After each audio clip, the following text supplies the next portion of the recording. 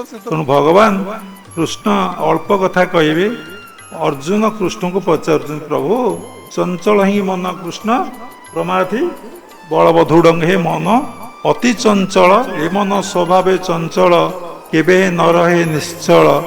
କେମିତି ମନ ନିଶ୍ଚଳ ହବ, ସ୍ଥିର ହବ? କେମିତି ମୁଁ ଈଶ୍ୱର ସତ୍ତାକୁ ଉପଲବ୍ଧି କରିପାରିବି? ନିଜ ଭିତରେ ଭଗବାନଙ୍କୁ କେମିତି ମୁଁ ଜାଣିପାରିବି? କହିଲେ ଅର୍ଜୁନ, ଅଭ୍ୟାସ ନ ତୁ କନ୍ତୟେ ବୈରାଗ୍ୟେଣ ଚ ଗୁହେତେ। ଅଭ୍ୟାସ ବୈରାଗ ଦ୍ୱାରା ତୁ ଚଞ୍ଚଳ ଅସ୍ଥିର ମନକୁ ନିୟନ୍ତ୍ରଣ କରିପାରିବୁ। କ'ଣ ବୈରାଗ୍ୟ? ନା ତୋର ଏଠାରେ ବିତରାଗ ଇତି ବୈରାଗ୍ୟ, ତୋର ଏଠାରେ ଆସକ୍ତି ରହିବ ନାହିଁ, ମୁଁ ମୋର ଭାବ ରହିବ ନାହିଁ।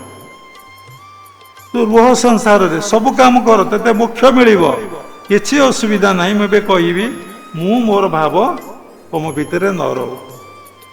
ଚିନ୍ତା କଲେ ମୁଁ ମୋର ଭାବ ଚାଲିଯିବ? ଚିନ୍ତା କରନ୍ତୁ, କାହାକୁ ଯେତେ ବର୍ଷ ହେଲାଣି ଆପଣ ଜାଣିଛନ୍ତି, ମୁଁ ମୋର ଭାବ ଗଲାଣି? ଭଗବାନ ଉଦ୍ଧବକୁ ଗୋଟିଏ କଥା କହିଲେ, ଆରେ ଉଦ୍ଧବ ଏତେ କଥା କ'ଣ? ଉଦ୍ଧବ ମନେ ରଖିଥବୁ, ମୁଁ ମଲେ ତୁ ମତେ ପାଇବୁ।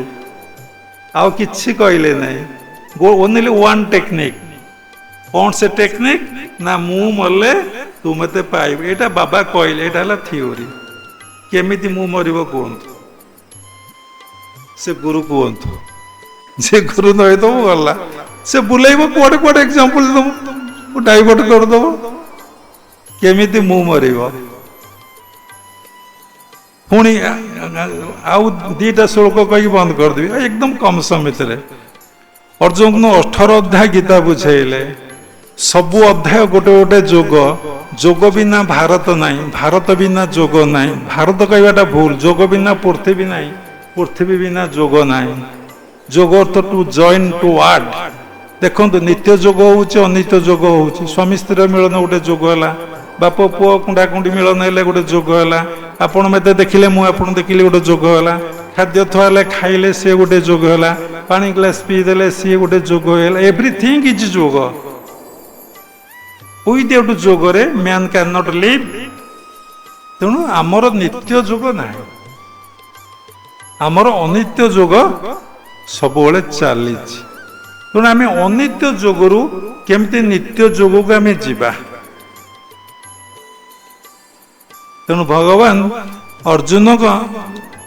ଅର୍ଜୁନ ଜମା ବୁଝିଲା ନାହିଁ। 18 ଅଧ୍ୟାୟ କହିଲେ, ପ୍ରତ୍ୟେକଟି ଅଧ୍ୟାୟ ଗୋଟେ ଗୋଟେ ଯୋଗ। ଅଷ୍ଟାଦଶ ଅଧ୍ୟାୟ ହେଉଛି ମୁଖ୍ୟ ଯୋଗ। 18 ଅଧ୍ୟାୟର 66 ଶ୍ଲୋକରେ କହିଲେ, ସର୍ବଧର୍ମାନ୍ ପରିତ୍ୟଜ୍ୟ ମାମେଂ ଶରଣଂ ଭଜ, ଅହଂ ତ୍ୱଂ ସର୍ବ ପାପେଭ୍ୟ ମୋକ୍ଷୟସାମି ମା ଶୁଚ। କହିଲେ ସର୍ବଧର୍ମାନ୍ ପରିତ୍ୟଜ୍ୟ ମାମେଂ ଶରଣଂ ଭଜ, ଅହଂ ତ୍ୱଂ ସର୍ବ ପାପେଭ୍ୟ ମୋକ୍ଷୟସାମି ମା ଶୁଚ। କହିଲେ ତୁ ସବୁ ଧର୍ମକୁ ଛାଡ଼ି ମୋ ପାଦ ପଦ୍ମରେ ଶରଣ ପଶିବୁ, ତାହେଲେ ଅହଂ ତ୍ୱଂ, ବୁଝିପାରୁଛନ୍ତି, ତତେ ସର୍ବ ପାପେଭ୍ୟ, ସବୁ ପାପରୁ ମୁକ୍ତି କରି ତତେ ମୋକ୍ଷ କରିଦେବି। ତୁ ଯୋଉଥିପାଇଁ ଜନ୍ମ ହେଇଥିଲୁ ତା ମୁଁ କରିଦେବି। ମୋକ୍ଷ ହେଇଯିବ, ମୋକ୍ଷ ହେଇଯିବ, ନିର୍ବାଣ ହେଇ, ଯାହା ମୋକ୍ଷ ତାହା ହିଁ ନିର୍ବାଣ। ଯାହାକୁ ଆମେମାନେ କହୁଛେ ମୋକ୍ଷ, ବୁଦ୍ଧ ତାକୁ ନିର୍ବାଣ କହିଲେ, କିଏ ତାକୁ ନିର୍ବିକଳ୍ପ ସମାଧି କହିଲା। ତେଣୁ ତମକୁ ମୁଁ ମୋକ୍ଷ କରିଦେବି। ତାହେଲେ ଆମେ ଯଦି ଏଇ ଗୋଟିଏ ଶ୍ଲୋକକୁ ଶିଖିଯିବା, ତାହେଲେ ଆମର ତ ମୋକ୍ଷ ହେଇଯିବ। ଆଉ ଏତେ ସାଧନା କାହିଁ? ପଦକେ ନିସ୍ତରୀ ମୁଁ ଏତେ ଭଜନ କାହିଁ ପାଇଁ? କ'ଣ ଏତେ କଥା? କ'ଣ ସେ କଥା? ସର୍ବଧର୍ମାନ ଅର୍ଥ କ'ଣ? ସବୁ ଧର୍ମକୁ ଛାଡ଼ିଲେ ତୁ ମୋ ପାଦ ପଦ୍ମରେ ଶରଣ ପଶି ପାରିବୁ। ଏ କଥା କାହିଁକି କହୁଛି ନା ଆପଣମାନେ ଶୁଣନ୍ତୁ। ସେଇଥିପାଇଁ ଆପଣ ଜନ୍ମ ହୋଇଛନ୍ତି, ସେଇଟା ଆପଣଙ୍କର ବାର୍ଥ ରାଇଟ୍। ଏବଂ ତ ଜାଣିବା, ପ୍ରାକ୍ଟିସ୍ କରିବା, ସେ ଅବସ୍ଥା ଲାଭ ହେବ। ଅବସ୍ଥା ଲାଭର ମୂଳ କାରଣ ହେଉଛି ଆନନ୍ଦ। କହିଲି ଗୁରୁ ଆନନ୍ଦ ଦେବେ, ଗୁରୁ ଆଗ ପ୍ରାରବ୍ଧ ଖଣ୍ଡନ କରିବେ, ତାପରେ ଆନନ୍ଦ ଦେବେ, ତାପରେ ଶୂନ୍ୟକୁ ନେବେ, ତାପରେ କୋଉଠିକି ନେବେ କହିଲି? ଆଉ ମନେ ନାହିଁ ଆପଣ, ମହାଶୂନ୍ୟକୁ। ଆରେ ଶୂନ୍ୟ ପରେ ମହାଶୂନ୍ୟ ନାହିଁ? ଆରେ ବିଜ୍ଞାନ କହୁନି ଶୂନ୍ୟ ପରେ ମହାଶୂନ୍ୟ ନାହିଁ?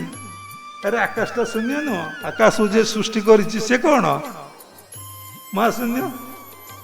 ତୁମେ ମାନେ ପାଠ ପଢିଛ, ଭୁବନେଶ୍ୱର ଟାଉନ, ସମସ୍ତେ ଏଜୁକେଟେଡ, କହିବ ନା ଆଉ ଶୂନ୍ୟ ପରେ महाशून्य नहीं पारे गुरु शून्य को आकाश विषय आम विज्ञान एत डेभलप कला कौन कह कथा तो विज्ञान एत डेभलप कला आकाश विषय किए कि जानिच आकाश विषय तार परिव्याप्ति कौटी किए कहीपर कहीं किसी कहीपर नहीं सबु से सृष्टिर स्रष्टा परमात्मा परम ब्रह्म ही जानती से जहाँ को जनाती सेतिकी से जाने जदि तार अहंकार अज्ञानता थाए से कहे मु जानिली मु लिखिली मु कहली मु सब किसी आम एडी सत्य मूर्ख आम कि बही टई पड़ीनु आम गुरु जो उपदेश देते पालन करूँ ये बसिले मु भावुली बाबा केटे सुंदर कथा कहले केते परिमार्जित कथा कहले कथार टिके भूल भी धरी होने अरे आम एडी मूर्ख कौन कहबू मु बसिक ध्यान कली मुझे किति कथा भितर आसूची किए कौचे सेठी मुकुंकर दिवाचलं पंगुलंघ गिरी जत्कृपा तम वंदे परमानंद माधव।